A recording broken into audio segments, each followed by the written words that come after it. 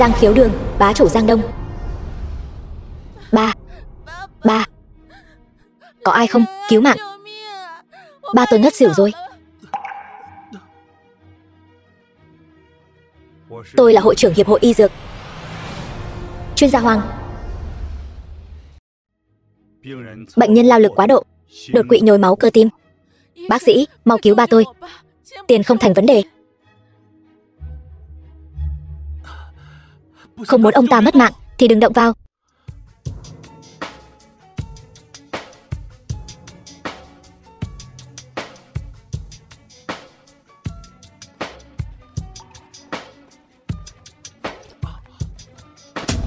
Thằng nhãi danh ở đâu tới?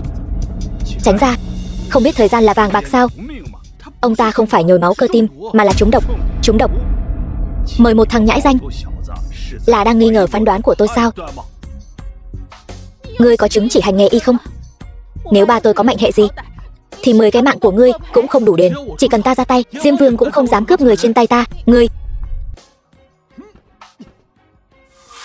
Ba.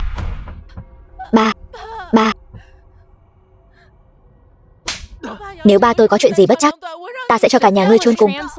Thằng nhãi không biết trời cao đất dày. Chuyện này rắc rối rồi. Bây giờ tính khí mấy em này dữ dằn vậy sao? Tôi nói cô nương này, vừa rồi tôi bước ra là máu độc trong cơ thể ba cô. Không quá 10 phút nữa ông ấy sẽ tỉnh lại. Cô lại tốt bụng cho tôi một cái tát. Chuyện sao có thể? Ba thấy thế nào? Ta không sao. Hơn nữa còn cảm thấy tu vi tăng lên một bậc.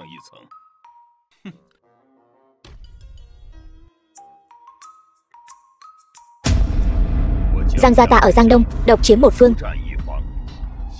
Ân cứu mạng của tiểu thần y, ta đại diện Giang gia, ngày sau nhất định báo đáp. Không cần, hành y cứu người là bổn phận của tôi. Chỉ cần Giang gia cho tôi chút tiền khám là được. 100 vạn. Vô lễ, người bất quá chỉ là mèo mù vớ cá rán, còn dám hét giá trên trời. Giang gia thấy ta đòi hỏi quá đáng sao? Không, ý tôi là 100 vạn quá ít. Ta cho cậu 100 triệu. Ông chủ, tôi muốn thuê một mặt bằng, mở một y quán. Bao nhiêu tiền một tháng? Y quán? Chàng trai trẻ, tôi khuyên cậu đừng mở cửa hàng ở đây. Tôi e rằng cậu tiền kiếm được không đủ bù lỗ.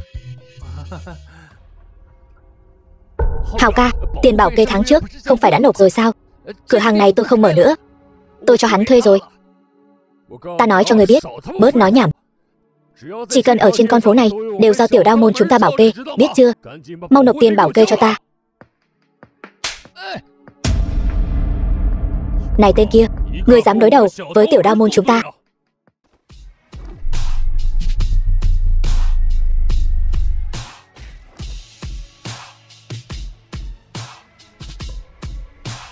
Thằng nhóc, chỗ dựa của tôi là Vũ gia, hoàng đế ngầm Giang Đông.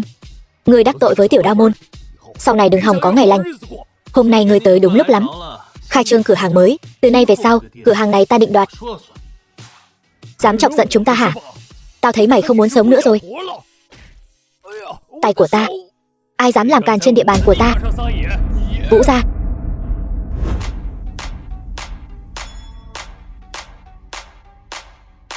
Là ngươi, Vũ Mục Bạch, đây chính là ngươi tự mình dâng tới cửa. Nợ lần trước, hôm nay tính luôn một thể. Ngũ gia, người phải báo thù cho tôi. Tên nhóc này phế tay phải của tôi. Người cầm miệng cho ta, đây là Trần gia. Trần gia, có thể mở cửa hàng ở phố Phúc Lâm là vinh hạnh của Tiểu Đao môn tôi. Từ hôm nay trở đi, Tiểu gia ta sẽ mở cửa hàng ở đây. Nếu để ta thấy các người còn thu tiền bảo kê, ta sẽ tháo khớp tay ngươi.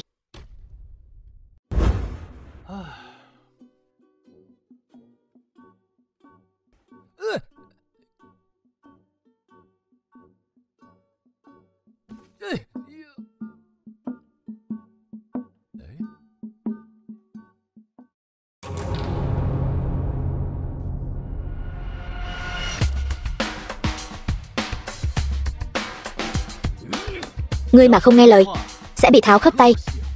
Làm đồ chơi.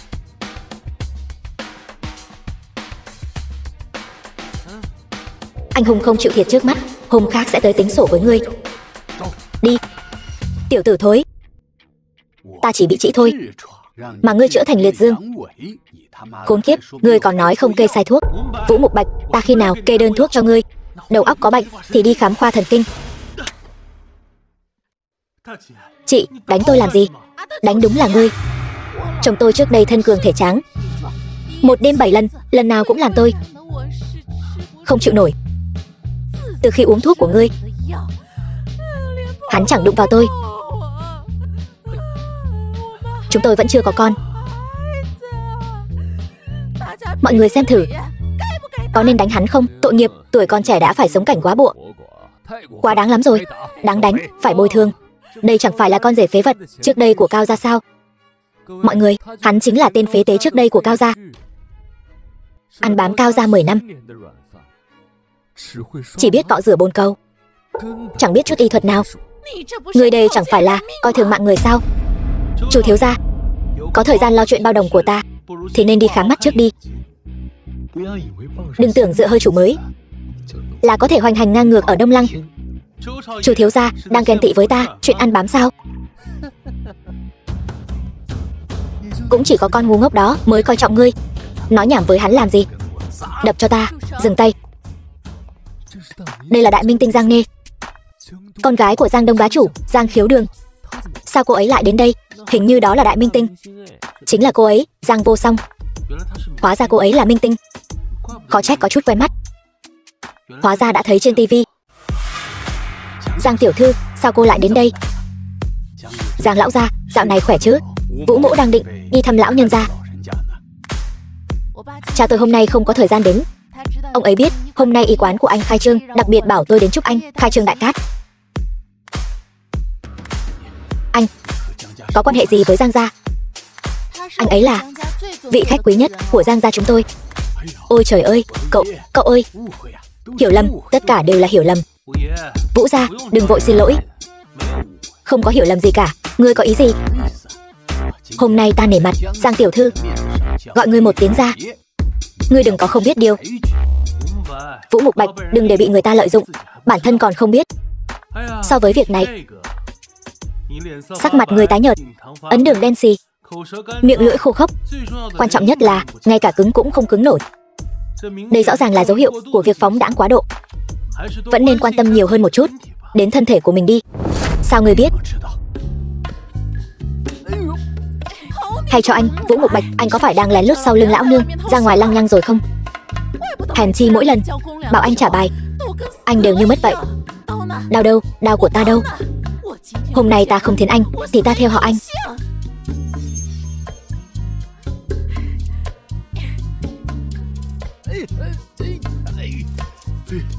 Trần gia, ta sai rồi, người mau cứu ta với. Chữ sắc trên đầu một con dao, đáng đời. Hiểu lầm, đều là Chu Kiếm. Hắn biết ngươi đến Phúc Lâm mở y quán, là hắn bảo ta gây phiền phức cho ngươi, cũng là hắn muốn miếng đất ở phía Tây Thành, bảo ta uy hiếp Tần tổng. Vũ Mục Bạch, là ngươi muốn Tần Thục Nhi. Khốn kiếp, hạnh phúc đời sau của ta đều dựa cả vào ngươi rồi. Ta là Lăng Băm. Vũ gia, bệnh của ngươi ta thật sự không chữa được. Chữa khỏi cho anh lại ra ngoài ve vãn hoa liễu phải không? Vợ ơi, anh sai rồi. Thần y, sau này ta sẽ làm trâu làm ngựa cho ngươi.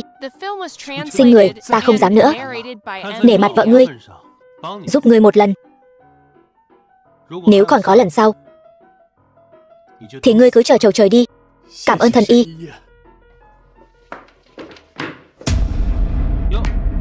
Chu đại thiếu gia, sao còn quỳ vậy? Tiệm hôm nay khai trương, ai lễ quỳ lại đặc biệt này, tôi thật sự vô cùng cảm kích, tôi thực sự rất biết ơn. Ta nói cho ngươi biết, Trần Huyền, ngươi cứ chờ đấy, ta nhất định sẽ khiến ngươi phải trả giá.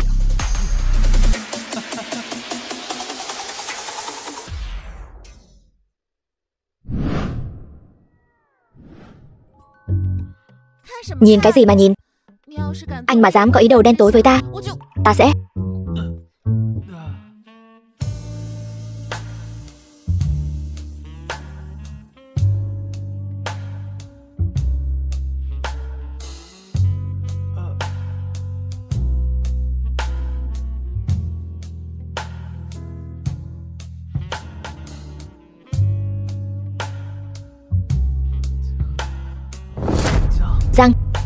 Giang tiểu thư, tôi rất khó chịu. Anh có thể giúp tôi không? Người tôi rất ngứa. Nếu tôi đến bệnh viện giữa đêm, chắc chắn sẽ bị bọn săn tin chụp được. Tôi không muốn, vì vậy tôi đành phải đến tìm anh.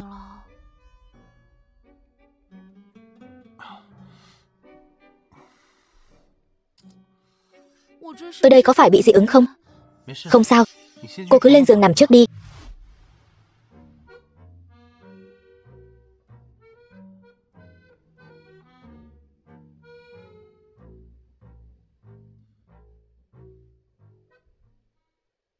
Ông nội Giang lần trước ngất xỉu, có phải cũng đã từng xuất hiện vấn đề sốt toàn thân?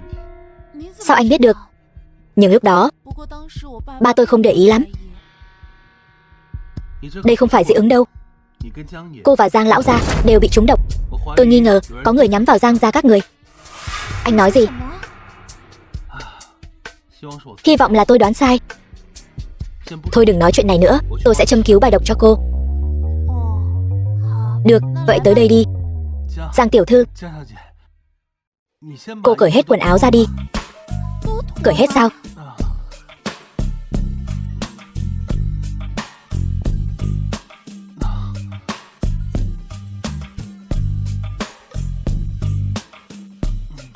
Anh có thể quay lại rồi.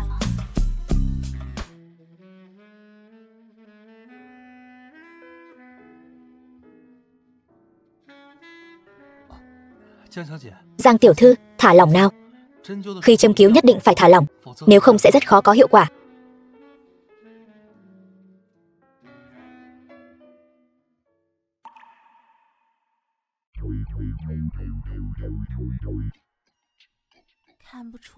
Không ngờ, anh chàng này cũng coi như là chính nhân quân tử. Trần Thần Y, thật là thân. Tối qua tôi oai phong lẫm liệt. Đại tiểu thư, tối qua cô làm tôi mệt vô cùng. Tiếp tục đi. Tôi cái gì cũng không nhìn thấy. Tình hình gì đây? Trả lại trong sạch cho bổn tiểu thư. Tôi oan uổng quá. Tôi không quan tâm. Ngày mai là tiệc sinh nhật của tôi, nhớ đến nhé. Sinh nhật của Giang tiểu thư tiên sinh, xin hãy xuất trình thiệp mời của ngài. Thiệp mời? Không có, ở đây toàn là nhân vật có máu mặt. Không có thiệp mời, không có tư cách vào.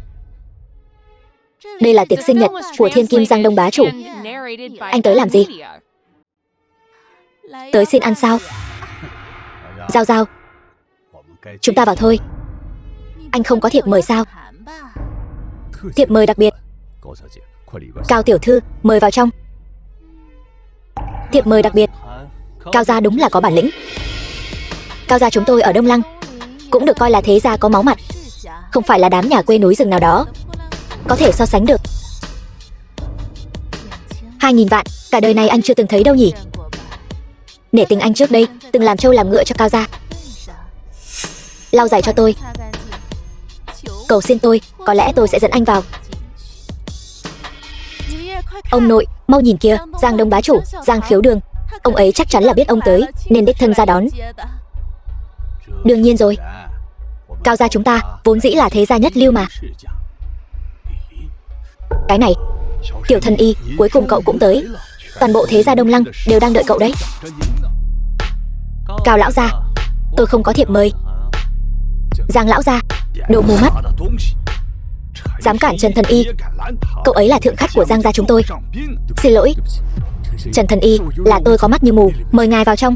Còn không mau cút, anh bị sa thải rồi. Giang lão gia, ngưỡng mộ đại danh đã lâu. Tiểu Thần Y, mời.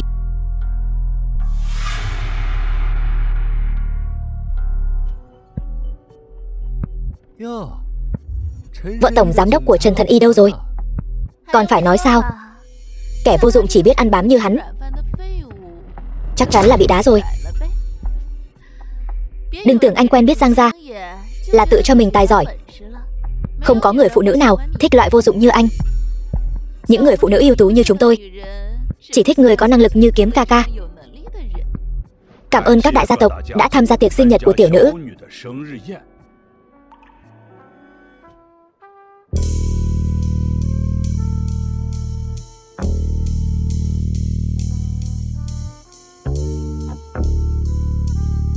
Đại minh tinh Giang Vô Song. Nhìn ngoài đời còn đẹp hơn trên tivi. Hôm nay còn có một việc quan trọng muốn tuyên bố. Giang gia chúng tôi sẽ tại đây tuyển chọn một vị làm con rể Giang gia. Không biết thiếu gia nhà nào sẽ được Giang gia chọn chúng trở thành rể hiền của Giang gia, cả đời vinh hoa phú quý, không lo lắng nữa.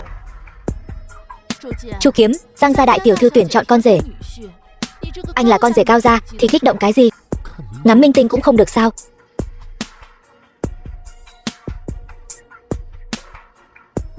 Người này hiện đang ở dưới kia. Tôi đã thấy anh rồi. Đại minh tinh tự mình xuống tuyển chồng, thật kích thích. Tin tức ngày mai chắc chắn sẽ rất hot.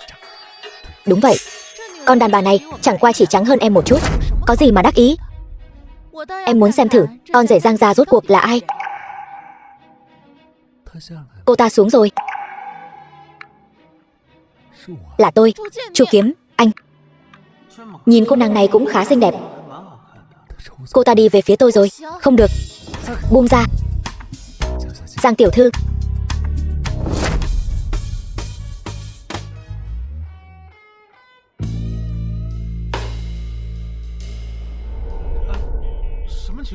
Chuyện gì thế này? Tôi không phải tôi, là hắn.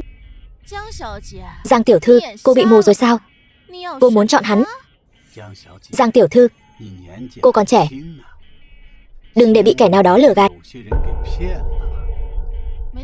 Đúng vậy, người chồng tương lai tôi chọn chính là Trần Huyền. Giang tiểu thư, tuy tối qua tôi đã cứu cô, nhưng cô cũng không cần phải lấy thân báo đáp. Anh còn từ chối Giang tiểu thư. Giang tiểu thư, tôi là đích tử Chu gia. Chu gia là một trong tứ đại gia tộc. Công ty điện ảnh của tôi có thể cho cô tài nguyên tốt nhất. Chu Kiếm, anh nhầm rồi chứ. Anh là con rể Cao gia. Cao Giao đã đính hôn còn có thể hủy hôn. Chuyện này cô có kinh nghiệm hơn tôi. Anh, Giang tiểu thư, năng lực của Trần Huyền tôi rõ như ban ngày. Hắn ta không xứng với sự yêu ái của Giang gia. Lão già này, lời này tôi không thích nghe. Còn tưởng mình là Ngọc Hoàng thượng đế. Tiểu gia ta cưới ai, liên quan gì đến Cao gia các người? Ban đầu tôi còn không muốn, bây giờ lại muốn thử xem sao. Buông ra. Trần Huyền, mày cũng xứng sao? Đại minh tinh, cô nên sáng mắt ra. Hắn ta chỉ là một tên ăn bám vô dụng. Hắn ta vừa mới hủy hôn với tôi, lại quay sang cặp kè với người phụ nữ khác. Hắn ta chính là kẻ bất trung bất nghĩa. Đúng vậy, dù hắn ta thế nào, Giang gia chúng tôi cũng nuôi nổi.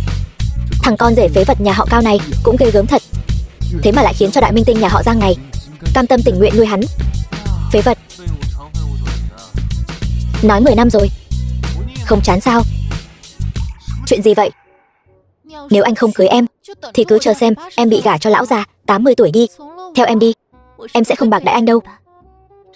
Vị tiểu thư này đang ép hôn tôi sao? Nhóc con, tôi sẽ tính sổ với cô sau. Anh.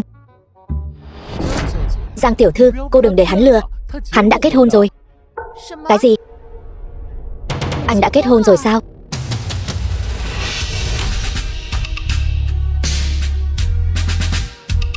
Tứ muội, muội định ôm chồng ta tới khi nào? Nhị tỷ, nhị sư nương, cô là tứ sư nương của ta. Anh là Tiểu Huyền, nữ thủ phủ giàu nhất Đông Lăng thị. Tần Thục Nghi, sao cô ấy cũng tới đây? Hôn sự này ta không đồng ý. Tần tổng, lâu rồi không gặp. Gió nào đưa cô tới đây vậy? Ta tới để đưa cái tên đồ đệ không nghe lời này về. Trần Thần Y là ân nhân cứu mạng của ta.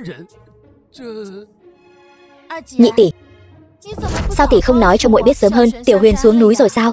Nếu tỷ nói cho muội biết sớm hơn, chẳng phải là chưa kịp nói cho muội biết sao? Thật là kỳ lạ. Phế vật mà nhà họ Cao chúng ta không cần, hai người lại tranh nhau giành lấy. Thêm một câu nói nhảm nữa, ta sẽ cho nhà họ Cao các người biến mất ngay lập tức. Tần tổng, hiểu lầm. Trần Huyền này không có bất kỳ quan hệ gì với nhà họ Cao chúng tôi. Người này các người muốn cứ mang đi. Ông nội, Còn im miệng cho ta, lũ không biết điều này. Dám bắt nạt Tiểu Huyền nhà chúng ta. Người đâu? Đuổi hết người nhà họ Cao và nhà họ Chu ra ngoài cho ta. Trần Huyền, lại là ngươi, hôm nay ta không tha cho ngươi. Thả ta ra. Trần Huyền, ngươi cứ chờ đấy. Đáng sợ quá. Ta phải nghĩ cách chuồn trước đã.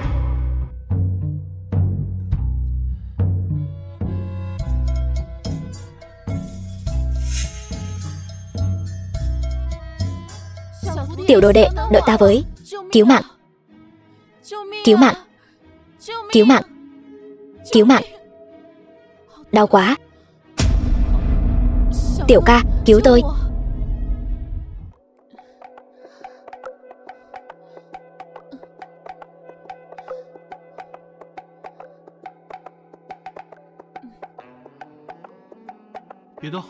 Đừng động, cô bị rắn độc cắn rồi. Ta học y thuật, để ta giúp cô cầm máu trước.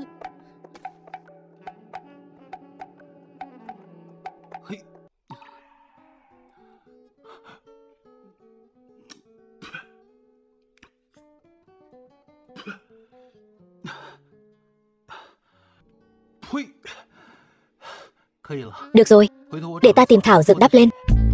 Không quá một ngày sẽ khỏi. Tiểu ca, huynh thật lợi hại. Ta thấy đỡ đau nhiều rồi. Trong núi đơn sơ, phòng khám của ta ở dưới chân núi.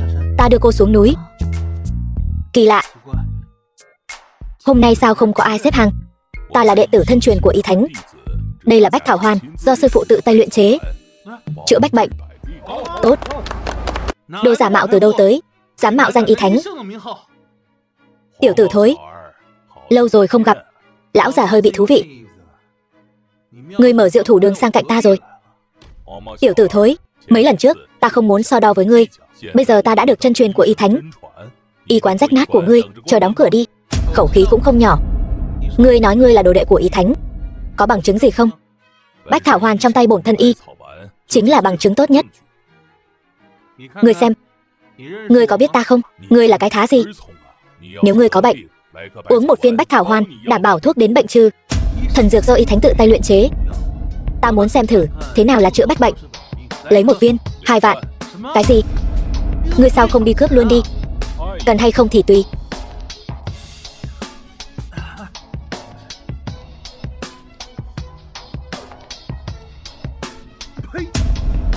Cái thứ gì vậy? Đợi đã.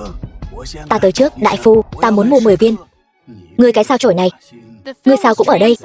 Y quán của lão phu ở ngay bên cạnh. Lão gia tử qua ngồi chơi. Ngươi có phải mong ta sớm chầu trời không? Ta nói cho ngươi biết, tránh ra, đừng làm lỡ ta mua thuốc của Thánh Y. Lão gia tử, chầu trời cũng không cần vội vàng như vậy. Bách thảo hoàn này có vấn đề, đừng lãng phí tiền. Ngươi quản sinh tử của ta. Ta nói cho ngươi biết, nếu không phải ngươi cái sao chổi này, ta cũng sẽ không đắc tội với Thánh Y môn, càng sẽ không rơi vào cảnh có bệnh không có thuốc chữa. Trần Huyền, ngươi thật sự làm mất mặt Y giả thiên hạ. Đối với Tiền nhạc phụ, vậy mà thấy bệnh không cứu, ta và Cao gia ân oán đã hết. Ta chữa cho ngươi. Thấy chưa? Đây mới là đồ đệ của Y Thánh. Ngươi là cái thá gì? Nếu đã muốn chầu trời đến vậy, ngươi cứ tự nhiên. Ngươi đổ vong ân bội nghĩa. Ngươi chỉ mong thứ tốt đẹp của Cao gia chúng ta phải không? Ông dám đánh ta sao? Ông có nghĩ đến hậu quả không? Không thấy quan tài không đổ lệ. Hôm nay ta sẽ lấy lại cái mạng quèn của ông. Ông nội.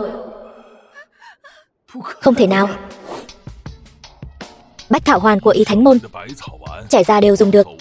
Thuốc đến bệnh trừ. Đi ngang qua, đừng bỏ lỡ. Mọi người đừng để hắn lừa.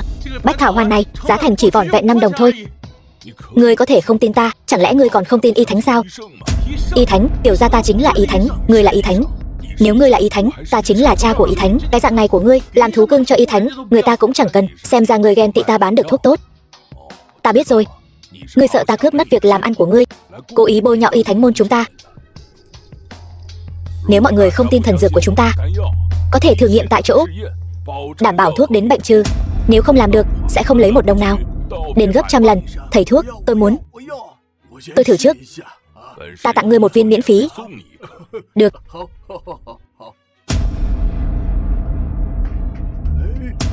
Hết đau rồi. Sao có thể như vậy? Được rồi. Được rồi. Chân tôi khỏi rồi. Làm sao có thể như vậy được? Tôi nói cho các người biết, bệnh của tôi chính là do hắn gây ra. Ngươi sao lại như vậy? Có chút lương tâm nào không? Đây là thần dược, ngươi có hiểu không? Lừa đảo. Mọi người thấy chưa? Đây chính là dược hiệu của Bách Thảo Hoàn Y Thánh Môn. Tôi muốn. Cho tôi một viên.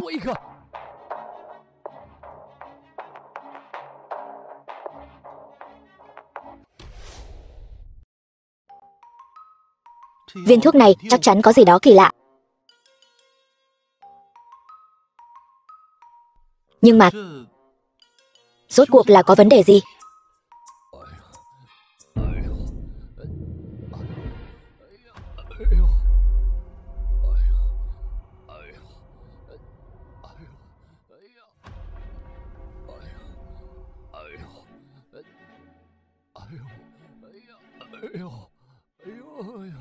Đau quá. Đau quá. Hình như có rất nhiều côn trùng đang cắn tôi. Nhịn một chút. Đây là trúng cổ độc.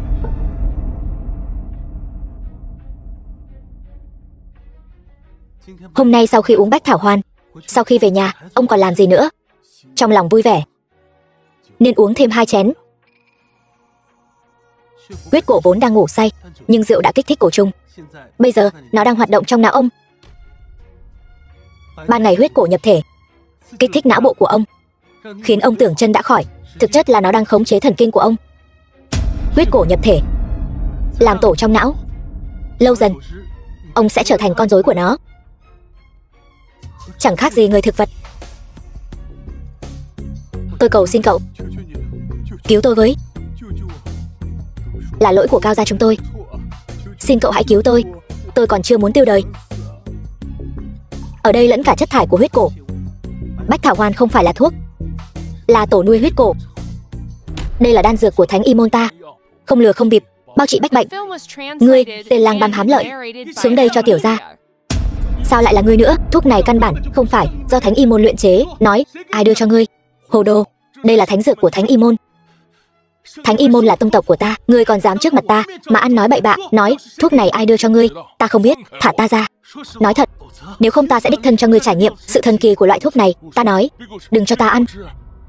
Xem ra ngươi biết, bí mật của loại thuốc này là Vương Hạo, là phó đường chủ của Trung Nghĩa Đường đưa cho ta. Vương Hạo, thì ra là ngươi.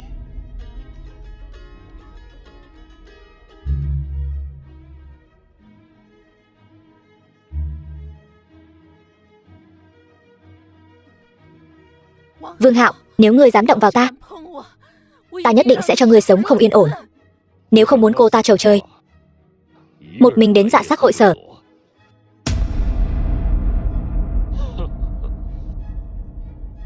Không ngờ tới chứ. Vương Hạo, ngươi dám hạ dược ta, ta muốn rút gân ngươi, lột da ngươi. Đồ tiện nhân, lão tử sớm đã nhìn ngươi không vừa mắt rồi. Hôm nay ta muốn thử xem cưỡi trên người ngươi tư vị ra sao. Tiên sinh, nơi này không phải hội viên, không được vào, ta tìm Vương Hạo. Gió nào thổi Trần thiếu gia đến đây vậy? Ta nhớ ra rồi, hình như chúng ta có chút hiểu lầm. Hay là hôm nay hóa giải đi. Đừng tưởng ta không biết, các ngươi đang lén lút làm trò quỷ gì. Nói, Ngũ sư nương của ta đâu? Ngươi đoán xem. Nhưng mà phải nói là thân hình của Ngũ sư nương ngươi thật mướt. Ta hỏi lại lần cuối, Ngũ sư nương của ta ở đâu? Nếu các ngươi dám động vào một sợi tóc của người ấy, ta sẽ cho cả nhà các ngươi biến mất.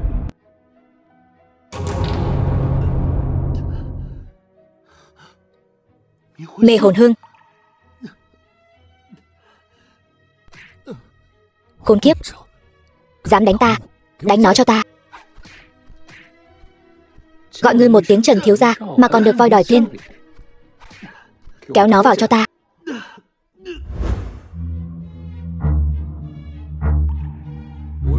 Trần Huyền, ta nói ngươi làm vậy chi? Vốn dĩ, ngươi đi đường dương quan của ngươi, ta qua cầu độc mộc của ta. Vậy mà ngươi cứ thích ở buổi đấu giá đụng vào ta.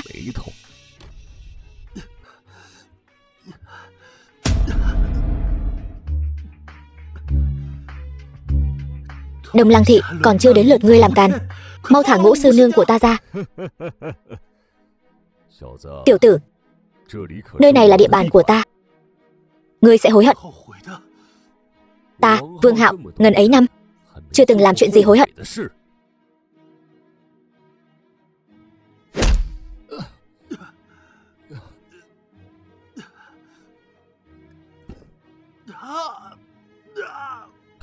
Thấy chưa, nhờ phúc của ngươi, ta vì trung nghĩa đường mà xông pha lửa đạn, húc cung tận tụy. Không có công lao cũng có khổ lao. Thế mà Mạc Tuyết Oanh đó không chỉ độc chiếm quyền lực đường chủ, còn muốn ta làm cún cho tên phế vật như ngươi. Làm cún cho ta là ta coi trọng ngươi đấy. Ta nể mặt ngươi lắm rồi đấy nhé. Hôm nay đã vào cửa trung nghĩa đường thì đừng hòng sống mà trở về.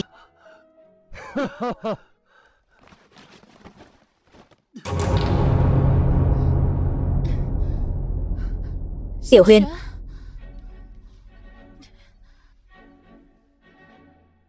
con tiện nhân này không phải sư nương của ngươi sao? Ta muốn cho mỗi người trong trung nghĩa đường đều biết, đường chủ đại nhân mà bọn chúng kính trọng là một con tiện nhân. Vương Hạo, ngươi hãy đợi đấy cho lão nương. Vô sỉ.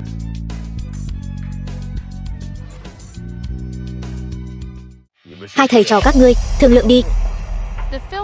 Ta đi ra ngoài trước để các ngươi khỏi ngại.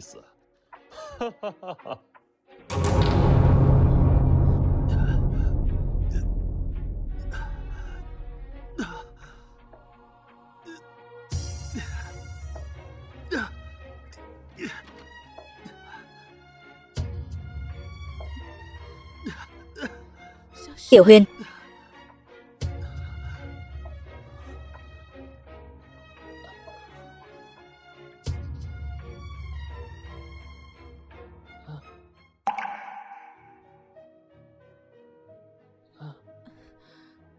Tiểu Huyền, sư nương, xin lỗi, ta đến muộn rồi.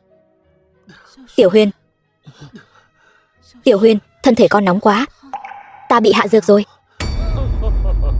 Trần Huyền, ta xem ngươi có thể kiên trì được bao lâu. Nếu ngươi không được, bên ngoài còn có một đống người đang xếp hàng chờ đấy.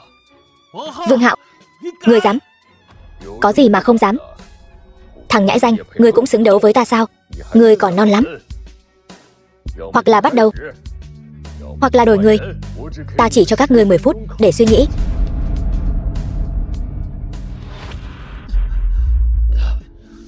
Tiểu Huyền, Ngũ sư nương, ta.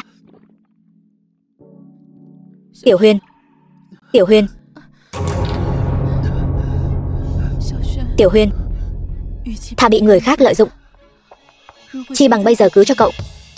Chỉ cần cậu bằng lòng, ta bây giờ sẽ đi tắm. Đúng rồi, tắm rửa. Chúng ta cùng tắm. Tắm rửa nhất định có thể giúp chúng ta bình tĩnh lại. Còn 5 phút. Tính kiên nhẫn của ta cũng có hạn.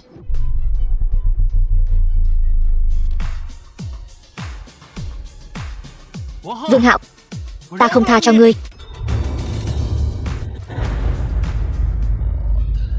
Kính rượu không uống, lại muốn uống rượu phạt. Vương Hạo, cút ra đây cho lão tử.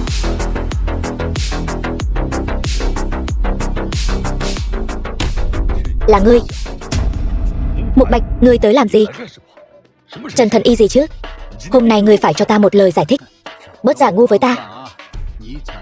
Ngươi cướp nữ nhân của Trần Thần Y, chán sống rồi sao?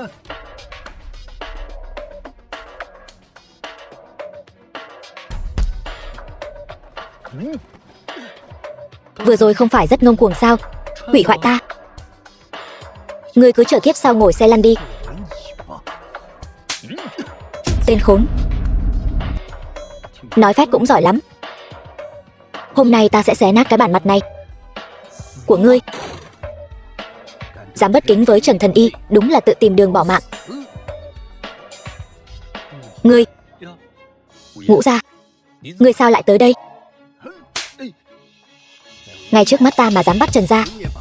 Ngươi coi ta, vua ngầm Giang Đông, là trầu trời rồi sao? Vũ Mục Bạch, nơi này không phải địa bàn của ngươi, là địa bàn của Trung Nghĩa Đường ta. Trung Nghĩa Đường và Địa Hạ Thành, nước sông không phạm nước giếng. Hôm nay ngươi dẫn người tới đây, e là đã phá vỡ quy tắc. Trung Nghĩa Đường, ta chỉ biết Mạc Tuyết Oanh. Một tên phó đường chủ thì tính là cái thá gì? Ngươi, vị đại tiểu thư lính đánh thuê của ngươi, mới vừa nằm trên giường của ta đó. Ngươi, tên phản đồ dám phạm thượng này.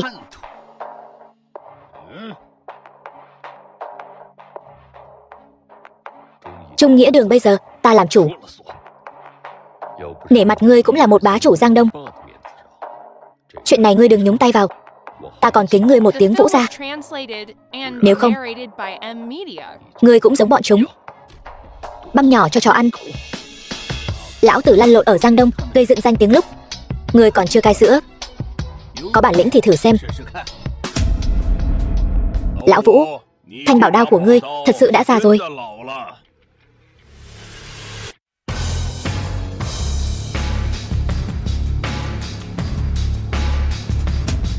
Để một thằng nhãi danh như vậy cưỡi lên đầu, ngươi còn mặt mũi nào lăn lộn ở Giang Đông nữa? Giang gia, sao ngươi cũng tới đây? Mê hồn hương, đồ hạ lưu, mau thả Trần gia ra. Không ngờ Trần Huyền tên phế vật này lại có thể kinh động hai vị đại Phật trên dưới Giang Đông. Một tên phế vật không có tu vi làm sao đấu với ta? Ta lấy mạng hắn bây giờ cũng như bóp nát một con kiến. Vương Hạo, ngươi thật to gan. Đợi lão nương khôi phục tu vi, lột ra ngươi làm đèn lồng. Đồ không biết trời cao đất dày. Ngươi còn chưa biết mình đã chọc phải ai. Lũ sâu bọ hèn mọn, còn dám ở trước mặt Trần gia kiêu ngạo.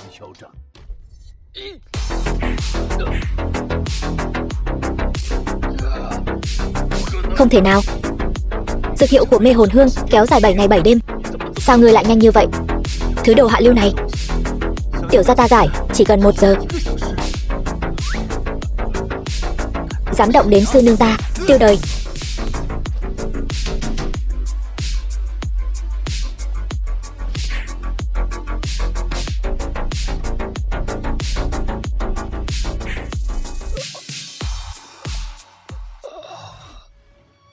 Ngươi là ai? Tại sao lại biết điều chuyển Long Thần Công? Ngươi không xứng biết. Lũ già các ngươi, Đông Lăng thị sắp sửa trở thành thiên hạ của Luyện Ngục môn. Các ngươi sống không được bao lâu nữa đâu. Luyện Ngục môn, nói xem có quan hệ gì với Luyện Ngục môn? Luyện Ngục môn không phải mấy trăm năm trước đã bị Thận Nhất môn tiêu diệt rồi sao? Luyện Ngục môn am hiểu dùng tà độc, có liên quan đến việc ta trúng độc trước đây. Quả là ta đã xem thường ngươi. Trần gia, Vương Hạo tiểu tử này có liên quan đến việc Giang gia ta trúng độc. Xin giao hắn cho ta, ta sẽ cạy miệng hắn, buộc hắn khai hết mọi chuyện về Luyện Ngục môn. Giao cho các ngươi.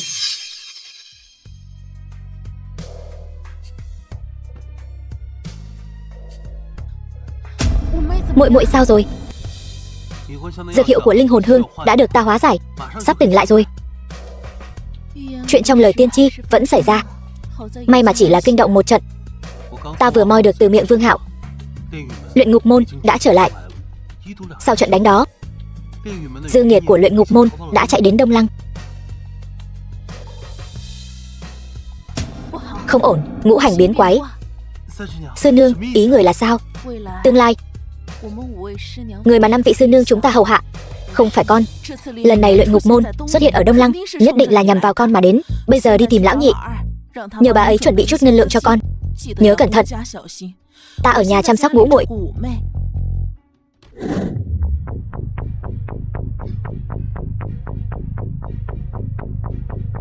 Khách sạn của nhị sư nương, không thể xảy ra chuyện gì ngoài ý muốn.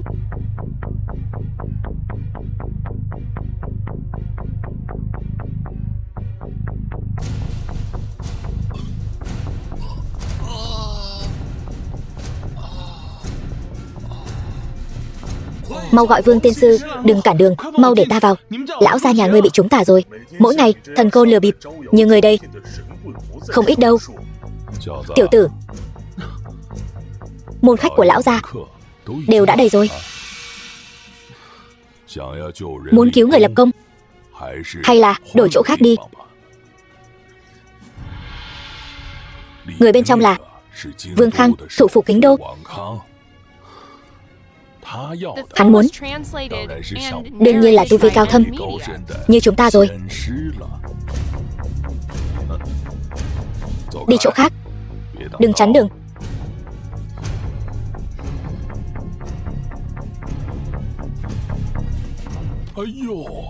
Lão gia,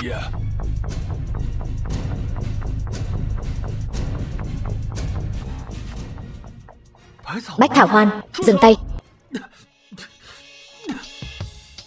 Không thể ăn, nó có trùng cổ. Tiểu tử thối, dám chất vấn ta, Vương tiên sư.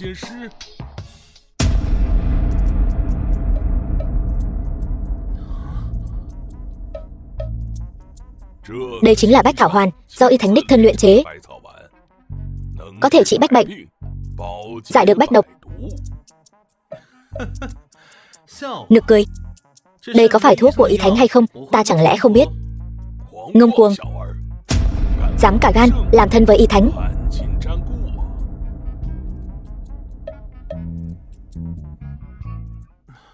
Người trẻ tuổi, khẩu khí người cũng không nhỏ, nhưng người ấn đường đen kịt. Hôm nay ắt có tai họa giáng xuống. Lông mày ngươi có thế phá tài, cả đời chỉ có thể làm kẻ ăn mày. Hơn nữa, cả đời cũng không có vợ. Nhật hành nhất thiện, ta không lấy một đồng. Tiểu tử, ngươi tự lo liệu đi. Lão tiền bối, y giả không tự chữa cho mình, ngài nói đúng chứ? Ngươi có qua không lại thì phải lễ. Ta cũng tặng ngươi vài câu. Gần đây ngươi có phải ngủ không ngon giấc, ăn không ngon miệng, đau bụng mà không đi ngoài được không? Chuyện kia cũng kém đi rất nhiều. Sao ngươi biết? Trong người ngươi bị uất khí bế tắc, ta có thể chữa khỏi cho ngươi. Đừng làm loạn, ta không có bệnh. Ngươi cái tên ăn mày, thật sự tưởng mình là thần y rồi. Có phải thần y hay không, lát nữa ngươi sẽ biết.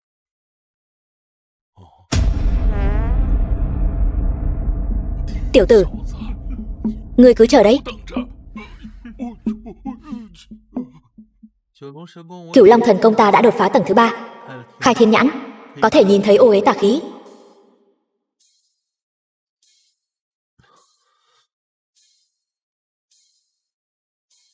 Không ổn, cổ độc đã xâm nhập vào não.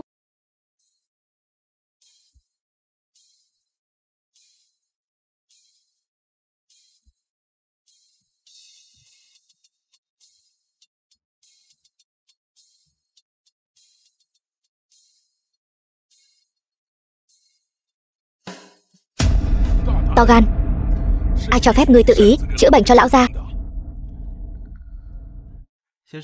Tiên sư, đi ngoài đi, ở đây không có việc của ngươi. Ngươi lại dám đến cướp bát cơm của ta, không biết tự lượng sức mình. Xem Vương tiên sư ta dạy dỗ ngươi thế nào. Đau, buông tay. Dừng tay.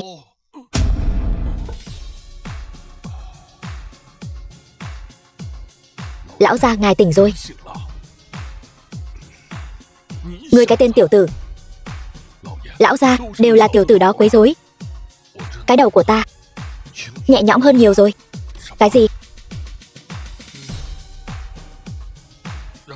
Cho hắn tới đây. Ngươi gây ra đại họa rồi, dám đắc tội Vương lão bản, Vương gia Kính Đô sẽ không tha cho người đâu. Cầm miệng, không được vô lễ với tiểu thần y.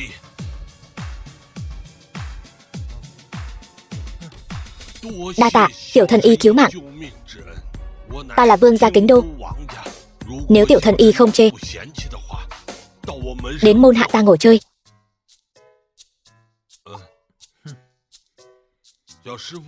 Tiểu sư phụ tu hành mấy năm rồi? The film was translated and narrated by M Media. 10 năm. Tu vi còn non, nhưng thủ pháp không tồi. Có hứng thú làm môn khách của ta không? Số này 100 triệu. Tiểu thần y tuy năng lực xuất sắc, nhưng tu vi còn kém. 1 tháng 1 vạn, đến không? Có 1 vạn thôi sao? Thằng nhóc không biết điều. Lão già đích thân mời người làm môn khách vương gia, là phúc phận 100 năm tu mới có. Với cái đạo hạnh này của ngươi, 1000 cũng coi như nhiều rồi. Này Vương tiên sư, đều là sư huynh đệ tiên môn cả, đừng chấp nhặt với tiểu thần y. Tiểu thần y có thể giúp ta. Vương mỗ giúp một tay. Vương lão bản cứ nói, giúp ta tu luyện thành tiên, bước lên Trường Sinh Điện. Người muốn đến Trường Sinh Điện? Trường Sinh Điện là nơi người tu hành đều muốn đến. Chỉ có vào Trường Sinh Điện mới thật sự bước vào tu hành đại đạo. Tiểu tử, nông cạn rồi.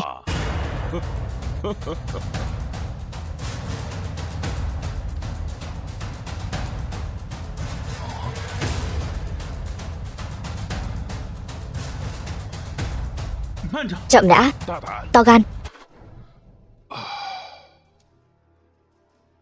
Đây chính là thần dược, ăn vào có thể tăng tu vi. Tu vi kéo dài tuổi thọ. Chưa ăn thuốc, trước đó cái chân này của ta đã ngồi xe lăn 10 năm rồi. Vương lão bản, gần đây ngươi có phải ngũ giác suy yếu, vị giác biến mất? Sao ngươi biết? Ra ngoài phải có y giả bên cạnh. Phế vật không biết tự lượng sức. Vừa rồi là ngươi may mắn cứu được lão gia nhà ta. Với 10 năm tu hành của ngươi, còn dám ra ngoài làm trò cười. Đừng làm khó tiểu thần y. Căn bệnh này của ta tìm khắp Đông Lăng, tất cả các chuyên gia hàng đầu cũng không chữa khỏi. Đó là vì bọn họ không giỏi bằng ta. Được, cho tiểu thần y một cơ hội thể hiện.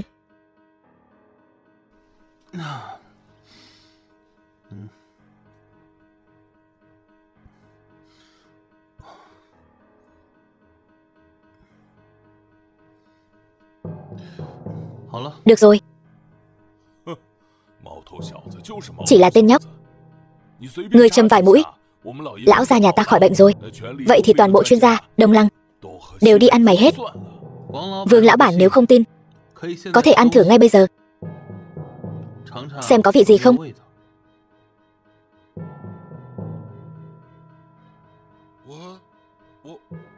Ta khỏi rồi.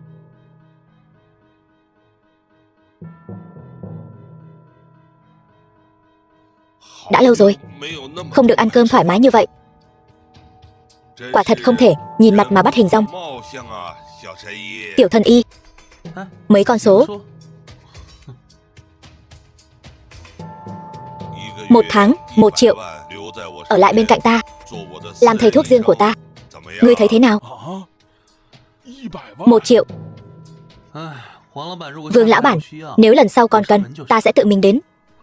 Thứ không biết điều. 1 triệu đấy. Vãn bối cáo từ.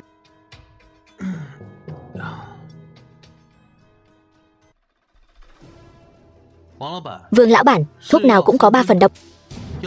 Thuốc vẫn là không nên ăn bừa bãi. Ngươi biết cái gì? Đây chính là thuốc của Thánh Y môn, do đích thân y thánh bảo chế, đắt như tôm tươi. Được lắm, luyện ngục môn các ngươi hạ độc cả thanh, hại thanh danh của Thánh Y môn ta. Tiểu thần y, cánh cửa vương gia ta luôn rộng mở chào đón ngươi. Vương lão bản nhất định phải nhớ buổi tối phải đi sát lề đường, nếu không sẽ gặp tai nạn máu me. Tai nạn máu me. Đa tạ tiểu thần y nhắc nhở. Buồn cười. The film was Lão gia gặp tai nạn máu me. translated and narrated by M. Ta lại không biết sao. Đến lúc đó sẽ biết. Ta từng được chỉ điểm của Tam Tiên Cô, đệ tử của Bách Lý Thần Toán. Miệng vàng lời sắt, chẳng bao giờ sai. Tam Tiên Cô tu vi thâm hậu, chỉ có thể nhìn từ xa, khó mà tiếp cận. Ta cũng nghĩ vậy. Tiểu Thần Y, xin dừng bước. Tiểu Thần Y, giúp ta đại ân như vậy, thế mà không lấy tiền. Cái này, người nhất định phải giữ gìn cẩn thận. Đây là thư mời của Tàng Bảo Các. Toàn bộ Đông Lăng sở hữu thư mời Tàng Bảo Các không quá 10 người. Đây chính là biểu tượng thân phận. Có cái này, linh dược bảo vật của Đông Lăng há chẳng phải có được dễ như trở bàn tay. Vương lão bản, lễ vật này có phải quá quý giá rồi không?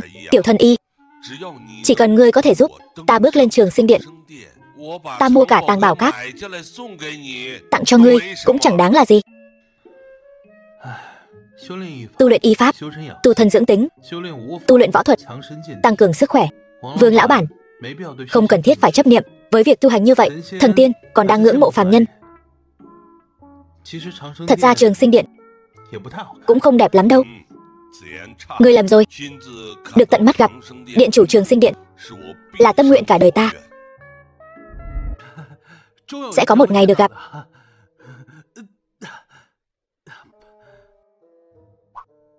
Nhưng mà Trần Huyền dù sao cũng còn trẻ, làm sao có thể thấu tỏ thiên cơ, còn dám nói lão gia gặp tai nạn máu me. Đúng, tu vi càng cao thì mệnh cách càng khó bị đoán trúng. Huống chi ta còn có linh dược trong tay, há là một tên nhóc có thể tùy tiện nhìn thấu. Nhưng mà tên nhóc này thật sự quá không biết điều, lại dám từ chối làm môn khách của lão gia. Thôi, mỗi người một chí hướng.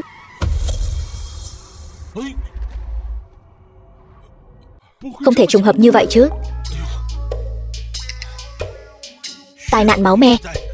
Đi thôi, đến phố Phúc Lâm tìm Tiểu Thần Y. Vị tiểu y tiên này thật là thần kỳ, tính toán thật chuẩn xác, suýt chút nữa mất mạng.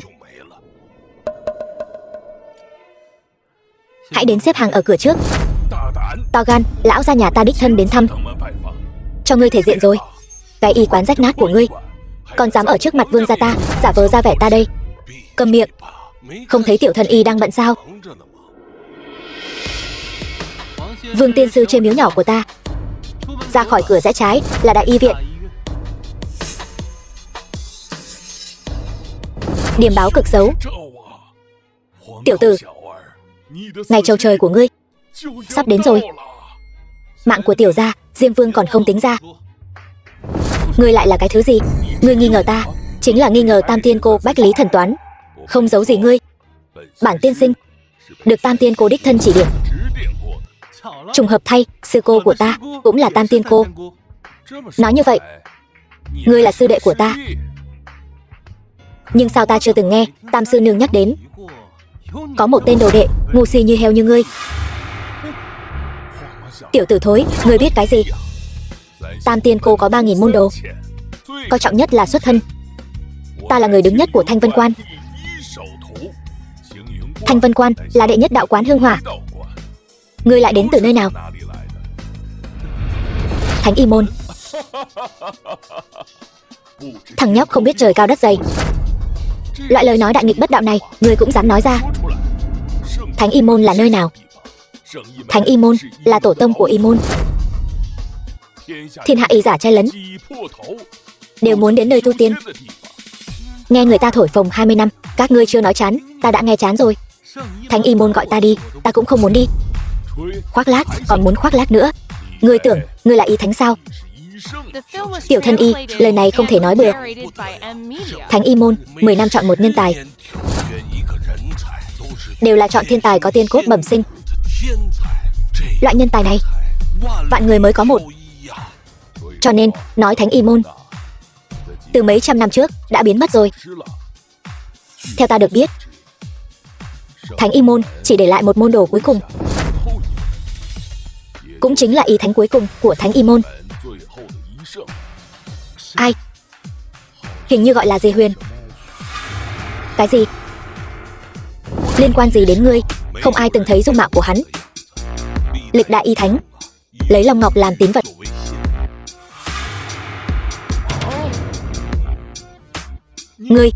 Ngươi đeo cái gì trên cổ vậy? Long Ngọc. Đây là tín vật trưởng môn của Thánh Y Môn. Ta vốn không muốn phô trương, lật bài, không giả bộ nữa. Tiểu gia ta chính là Y Thánh.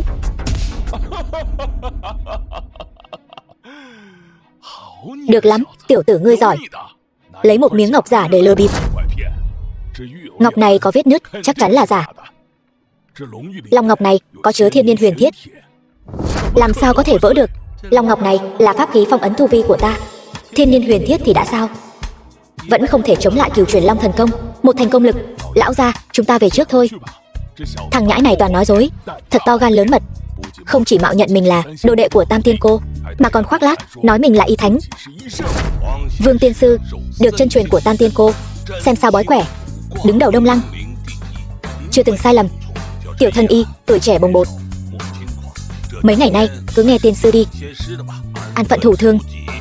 Nhãi danh. Nhớ kỹ bài học hôm nay. Quý trọng mạng nhỏ, làm người đừng quá ngông cuồng.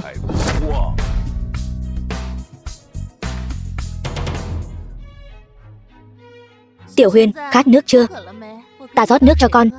Tam Tiên Cô, Bách Lý Thần Toán. Tam sư nương, sao người lại ra đây? Không phải là sợ tên tiểu tử con quá vất vả sao? Đã hứa làm trợ thủ cho con, chẳng lẽ không chăm sóc con cho tốt? Chẳng phải nên chăm sóc con cho tốt sao?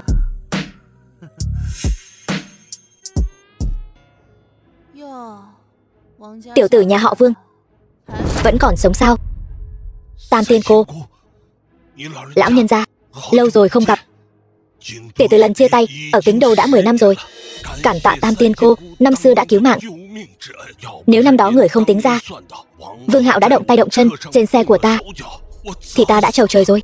Nói hay lắm, đổi một đôi chân lấy một mạng. Vụ mua bán này không lỗ. Nhưng mà chân của ngươi đã khỏi rồi. Thoải mái chứ? Tay nghề của Tam sư nương thật là tốt, nằm xuống sẽ thoải mái hơn. Tam Tiên Cô, tên nhóc miệng toàn bịa đặt này thật sự là đồ đệ của người sao? Ngươi lắm chuyện thật đấy. Không phải hắn là ngươi sao? Sư huynh tốt của ta, lần này ngươi tin rồi chứ? Sư huynh, Tam sư nương, Vương tiên sư nói là môn đồ của ngươi, nên ta gọi hắn một tiếng sư huynh. Không quá đáng chứ? Môn đồ của ta. Ngươi họ gì tên chi? Mạo danh ta để lừa gạt. Ngươi có biết hậu quả không? Tam Tiên Cô, ta là Vương Thành Tùng, đệ tử của Thanh Vân Quan.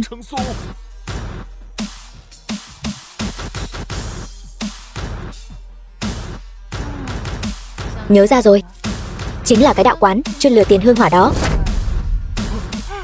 Tam Tiên Cô tha mạng. Chân của Vương Khang là do ngươi chữa khỏi. Phải, to gan. Lừa đảo thì thôi đi, lại còn dám câu kết với luyện ngục môn, dùng tà độc hại người. Ta không có.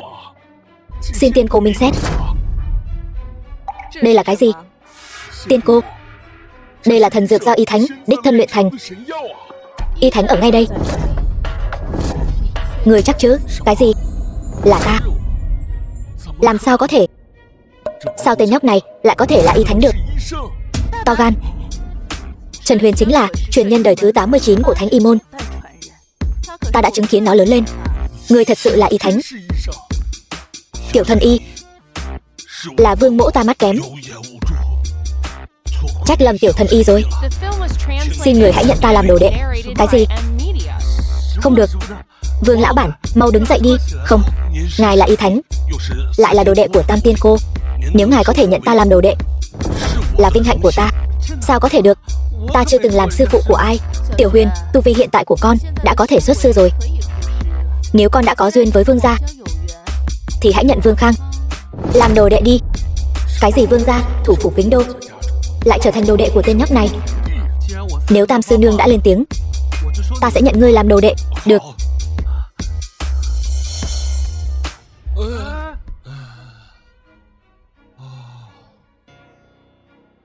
Ngươi trúng cổ quá sâu. Nếu ta ra tay chậm một bước nữa thì ngươi đã mất mạng rồi. Ai cho ngươi viên bách thảo này? Là môn khách gia chủ Vương Khang mới mời đến. Vương Hạo, Kiều Chuyển Long thần công quả không hổ danh là công pháp đệ nhất Trường Sinh Điện. Tiếc là thân thể này quá yếu, ngay cả tầng thứ nhất của thần công cũng không thể đột phá. Môn chủ, tên nhóc Trần Huyền kia đã tìm đến Vương Khang. Ta nghi ngờ hắn đã biết chuyện huyết cổ rồi. Biết thì đã sao? Hiện tại huyết cổ đã khống chế được tứ đại gia tộc. Toàn bộ tài nguyên hàng đầu của Đông Lăng đều đã rơi vào tay của luyện ngục môn ta. Chỉ bằng một tên nhóc con miệng còn hôi sữa có thể làm nên sóng gió gì? Cha hắn tuy là vua của Trường Sinh Điện, nhưng trăm năm trước không phải vẫn chọn hồn phi phách tán cùng ta đồng quy vu tận sao? Còn ta thì vẫn còn sống. Tuy ta phải dựa vào một tia thần hồn bám vào người của môn đồ Vương Hạo để trọng sinh, nhưng dựa vào thực lực và kinh nghiệm tích lũy trăm năm qua của ta, lần này Trường Sinh Điện làm sao đấu lại với luyện ngục môn của ta? Không biết tên nhóc Trần Huyền này đã dẫm phải cái gì mà lại có tới 5 sư nương lợi hại như vậy. Người nói chắc là ngũ đại thần của Trường Sinh Điện.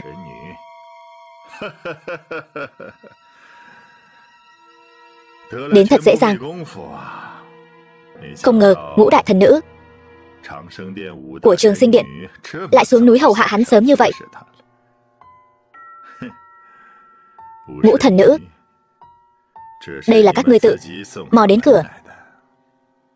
Đừng trách ta không thương hoa tiếc ngọc. Chỉ cần ta đoạt được 5 vị thần nữ này, Kiều Chuyển Long thần công đại công cáo thành.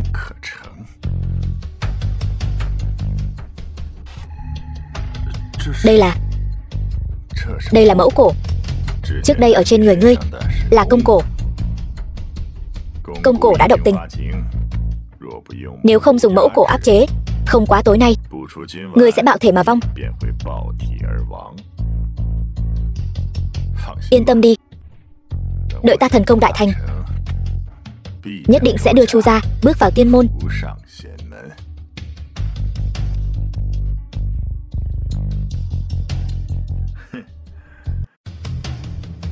Vương Khang là thủ phủ Kính Đô, nhất tâm cầu tiên vấn đạo. Thông qua hắn mà đưa Bách Thảo Hoàn vào Kính Đô là lựa chọn tốt nhất. 3 ngày sau có thể mượn buổi công bố tân dược của Vương gia để đẩy Bách Thảo Hoàn ra thị trường. Đừng bỏ lỡ cơ hội tốt này. Đã hiểu. Chỉ cần Bách Thảo Hoàn vào kinh, thiên hạ của môn chủ tự nhiên nằm gọn trong tay. Tam sư nương, đây là cổ trùng mà luyện ngục môn nuôi dưỡng.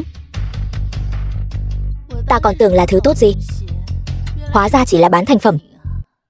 Bán thành phẩm mà đã có công hiệu lớn đến vậy sao? Chỉ là trò vặt vãnh thôi. Nếu Bách Thảo Hoàn được bán ở Đông Lăng, vậy thì tất cả mọi người đều sẽ bị lợi dụng và khống chế. Ta nghĩ lần này luyện ngục môn muốn tái lập môn phái, ngóc đầu dậy. Nằm mơ giữa ban ngày.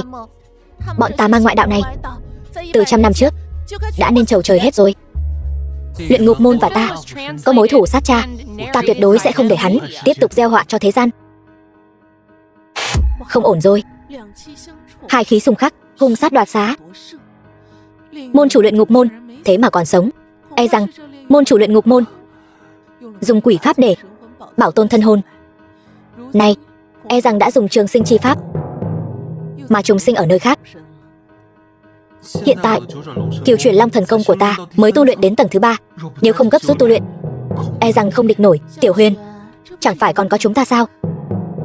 Nhóc con quên rồi sao? Muốn luyện thần công, ắt có chúng ta, các thần nữ, cùng hầu hạ. Yên tâm, chúng ta sẽ giúp cậu. Tiểu Huyền, Kiều chuyển Long thần công pháp luyện thành không dễ dàng. Chỉ dựa vào một mình con, trong thời gian ngắn rất khó đột phá. Mấy sư nương chúng ta sẽ giúp con cùng tu luyện thần công.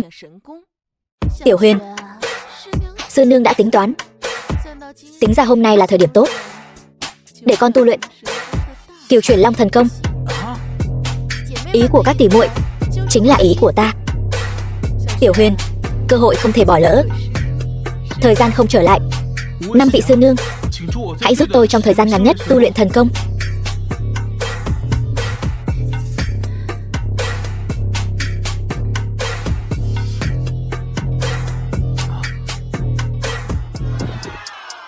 Tiểu Huyền, đại sư nương có đôi tất đen con yêu thích nhất. Tiểu Huyền, tối nay muốn ở khách sạn nào vậy? Tiểu Huyền, cùng tam sư nương tu luyện. Phúc khí của con ở phía sau. Ta là đại minh tinh, đều phải nhường ta một chút. Tiểu Huyền, Ngũ sư nương là người biết thương yêu nhất.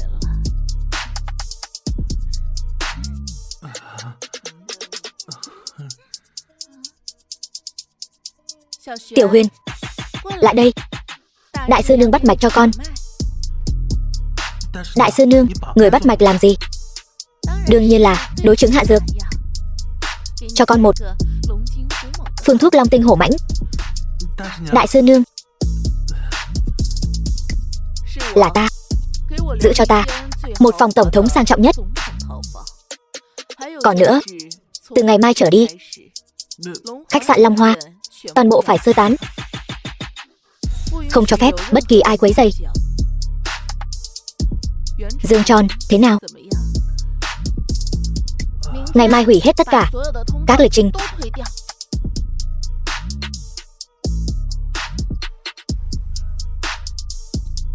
Lăng thời song tu có thể hấp thụ tinh hoa nhật nguyệt. Các tỷ muội, mọi người thấy thế nào?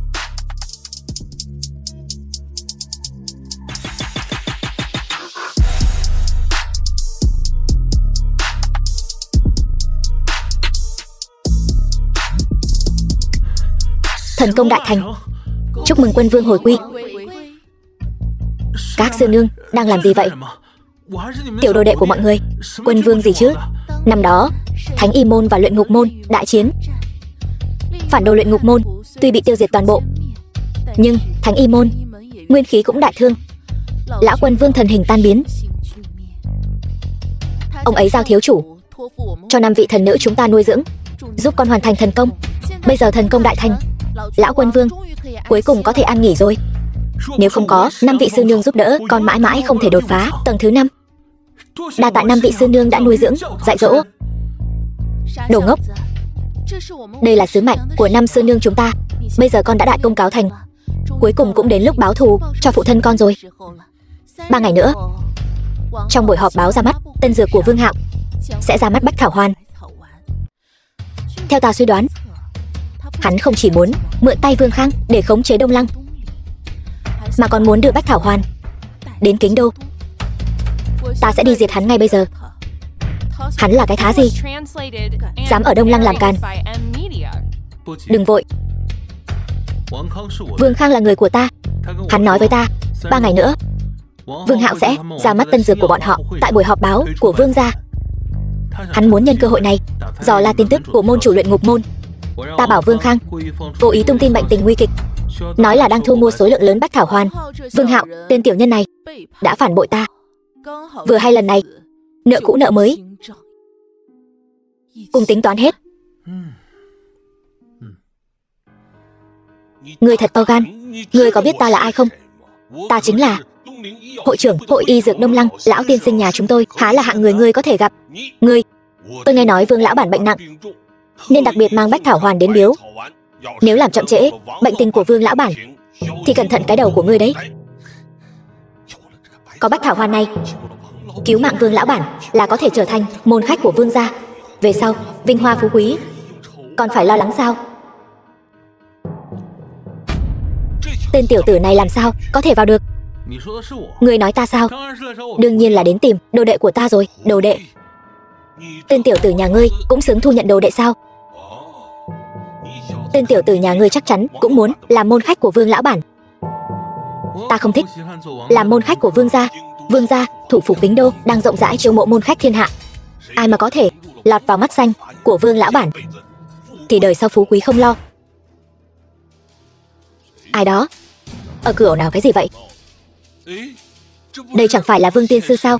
Năm ngoái ở hội nghị giao lưu y dược chúng ta đã gặp nhau. Thì ra là Lưu hội trưởng. Có việc gì vậy? Nghe nói Vương lão bản bệnh nặng nên đặc biệt đến tặng thuốc. Đây chính là thần dược do y thánh luyện chế, đến tận cửa tự tiến cử, muốn làm môn khách của Vương lão bản. Được thôi, chuyện này cứ để tôi lo. Vương tiên sư, Vương gia tìm kiếm người tài, rộng rãi chiêu mộ kỳ nhân dị sĩ. Nhưng loại người tâm thuật bất chính, mất hết y đức này thì vẫn là đừng nên cân nhắc thì hơn. Trần Thần Y, sao cậu cũng đến đây? Tên nhóc miệng còn hôi sữa nhà ngươi có phải cố tình muốn đối đầu với ta không? Thật không biết tự lượng sức mình, chỉ với chút tài mọn ấy mà cũng muốn đến Vương gia làm khách, thật là si tâm vọng tưởng. Vô lễ. Ngươi là cái thá gì mà dám bất kính với Trần Thần Y? Vương tiên sư, ngài chớ có để bị tên tiểu tử này lừa, hắn chỉ là một lang băm. Câm miệng. Đạo hạnh tu vi của Trần Thần Y là thứ mà ngươi có thể thấy được sao?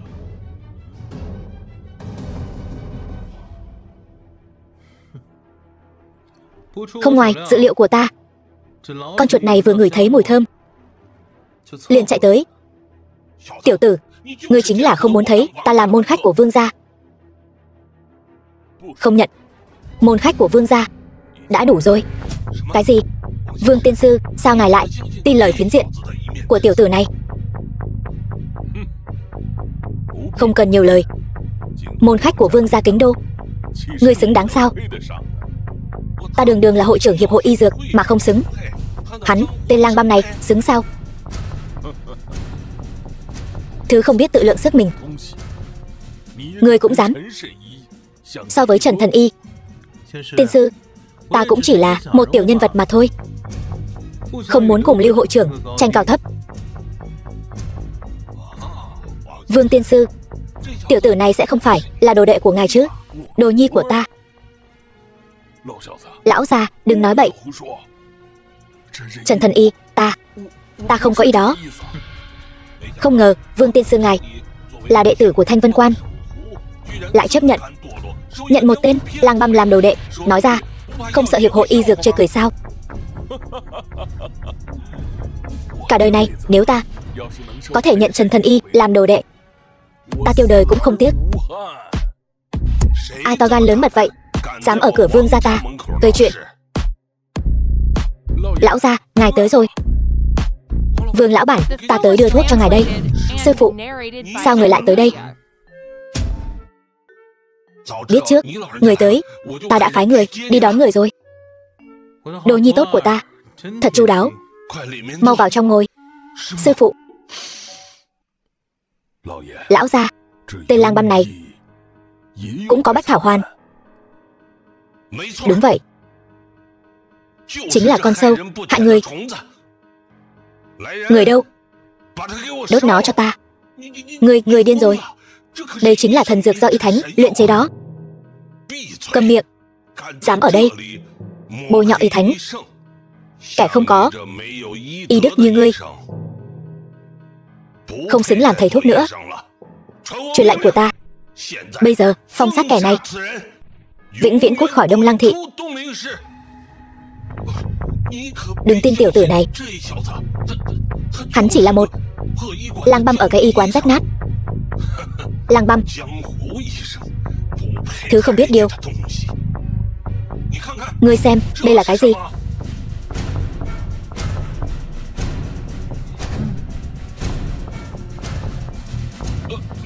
Long ngọc. Đây là tín vật của y thánh. Sao ngươi lại có? Hắn chính là y thánh chân chính. Không thể nào. Thằng nhãi danh này sao có thể là y thánh? Đồ mù mắt. Hắn không phải. Chẳng lẽ là ngươi sao?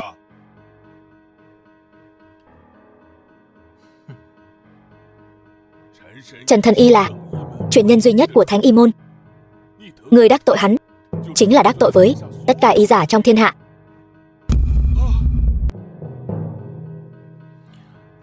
Ngươi ý mình lớn tuổi, ta không so đo với ngươi.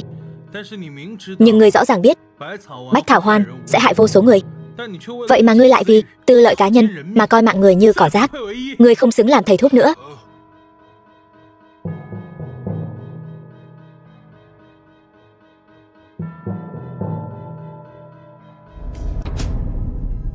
Quả nhiên không nằm ngoài dự đoán của ta. Tất cả hào môn thế gia ở Đông Lăng đều đến rồi. Ai có thể từ chối cơ hội tu luyện thành tiên chứ? Lợi dụng thực lực của phú thương ở Kính Đô để mở rộng tầm ảnh hưởng của Bách Thảo Hoan. Chiều này thật diệu kỳ. Nhưng chỉ sợ thằng nhãi Trần Huyền kia đến quấy rối.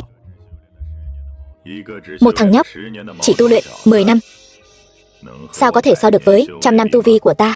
Hôm nay ta sẽ dương danh lập vạn, để hắn biết Thánh Y môn không thể so sánh với Luyện Ngục môn.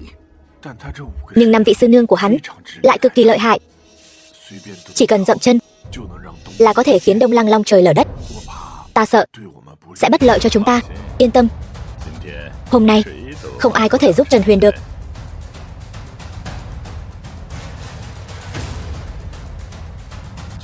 Giờ lành đã đến.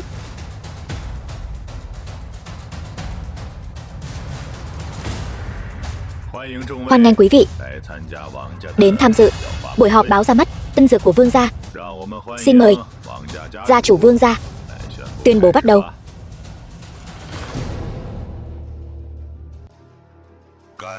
Cảm tạ quý vị đã đến tham dự buổi họp báo ra mắt tân dược của Vương gia chúng tôi. Vương mỗ vô cùng cảm kích.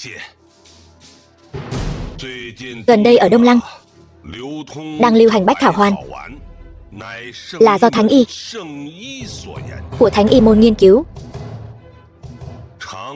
Dùng lâu dài có thể tăng cường tinh khí, trường sinh bất lão. Vậy nên lấy danh dự của gia chủ Vương gia ra đảm bảo thật là hoang đường. Vương lão gia, ông e là đã lú lẫn rồi. Nếu không phải nhờ Bách Thảo Hoan, cái chân tàn phế 10 năm của ông sao có thể được chữa khỏi ở bệnh viện? Nếu đây không phải thần dược thì là gì? Mọi người đều biết thiên hạ y môn đều lấy Thánh Y môn làm đầu. Nhưng 100 năm trước còn có một môn phái, đó chính là môn phái lấy người luyện dược, Luyện Ngục môn khét tiếng.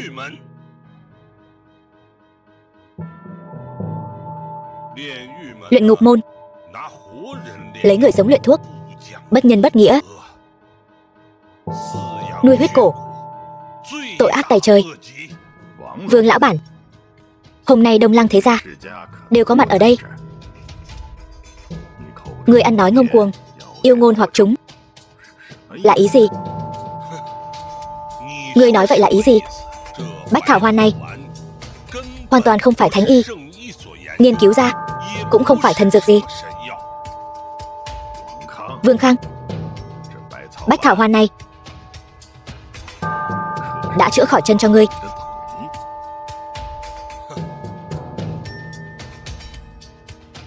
Đó là huyết cổ nhập thể, kiểm soát thân thể ta. Nếu ta còn tiếp tục dùng, e rằng ta sẽ trở thành thịt thối nuôi huyết cổ. Vương Hạo, ngươi muốn lợi dụng ta, mang Bách Thảo Hoan này lưu truyền ra Đông Lăng, xâm nhập vào Kính Đô. Ngươi nằm mơ đi. Hôm nay ta sẽ trước mặt tất cả các hào môn thế gia của Đông Lăng tuyên bố ngươi muốn giúp Luyện Ngục môn trở lại, đó là nằm mơ giữa ban ngày.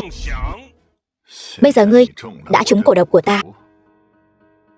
Còn dám ngông cuồng như vậy, là muốn mất không toàn thây sao? Trời cao có mắt, để ta sống sót.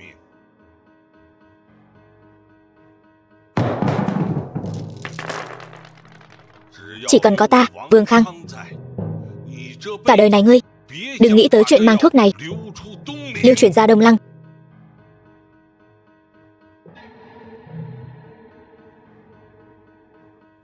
Cổ độc đã giải. Là ai? Là ta. Vương Hạo, cổ độc còn con này sao có thể làm khó được ta? Lũ hèn nhát Thánh Y môn cũng dám đấu với ta.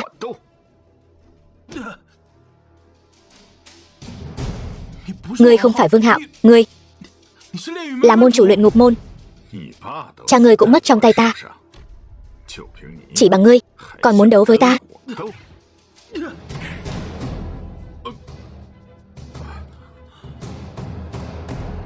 Ngươi lại luyện thành Cửu Chuyển Thần Long Công, quả nhiên chiếm được thân xác người khác. Tiểu gia ta không muốn vấy bẩn tay. Ngươi tự kết liễu đi.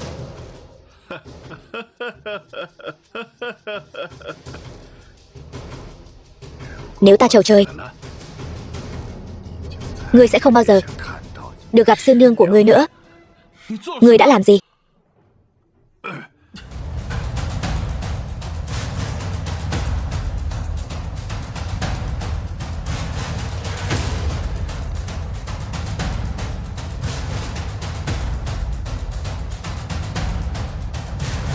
Hèn hạ, lại dám dùng mê hồn hương. Đừng vội, đừng vội, chờ chút, tới lượt từng người các ngươi. Ta khinh, ngươi nằm mơ. Muốn chúng ta giúp ngươi luyện thành thần công, đời đời kiếp kiếp cũng không thể. Lão già đáng ghét, ngươi dám động đến chúng ta, Tiểu Huyền sẽ không tha cho ngươi. Thì ra là tên tiểu tử nhà ngươi muốn cướp vận.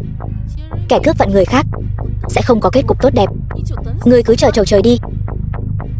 Thần thần bí bí, câm miệng cho ta. Đã lắm lời như vậy, vậy thì ngươi là người đầu tiên.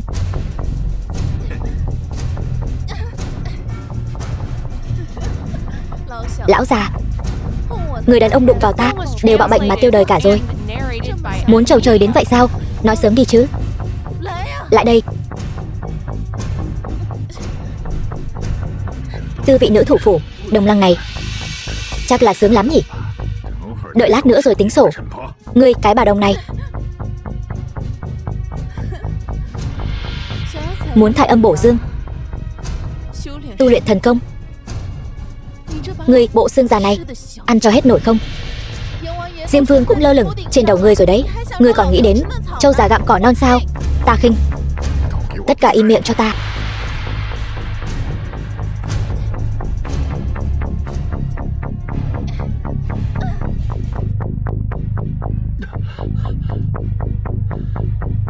Sao ngươi biết ta ở đây?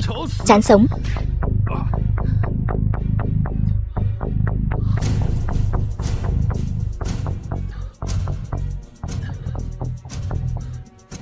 Tiểu Huyền, cuối cùng cũng đến rồi.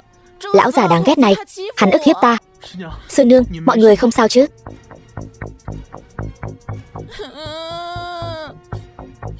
Có ta ở đây, không ai có thể làm hại mọi người. Dám động vào nữ nhân của ta, chán sống.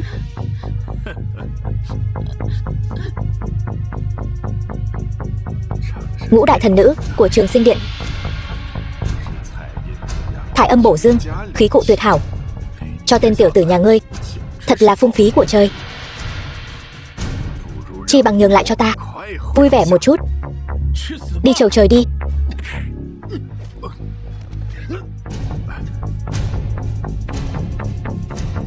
Thủ sát cha, hận diệt tộc, nợ này nên tính toán rồi.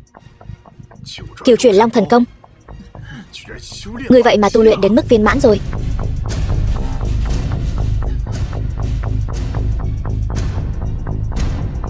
Thì ra là vậy. Xem ra các người đã sớm hợp thể luyện công. Khó trách. Khó trách. Tiểu Huyên nhà chúng ta trẻ trung khí thịnh, sao lão già như ngươi có thể so sánh được? Vậy thì sao chứ? Xem ngươi còn mạng để mà vui vẻ không?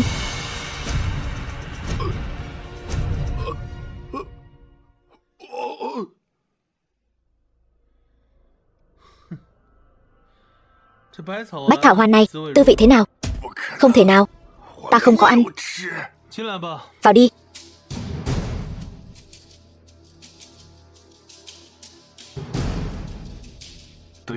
Đa tạ Trần thần y cứu mạng.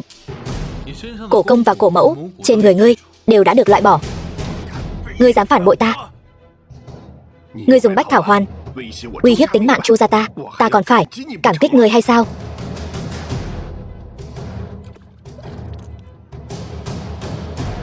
Ta lấy mạng ngươi. Lão già, 100 năm tu vi của ngươi thì đã sao? Thân thể ngươi bây giờ vẫn chỉ là huyết nhục phàm thai. Cổ công và cổ mẫu này ở trong mỗi một nơi trên cơ thể ngươi, tư vị hoan lạc, sướng không?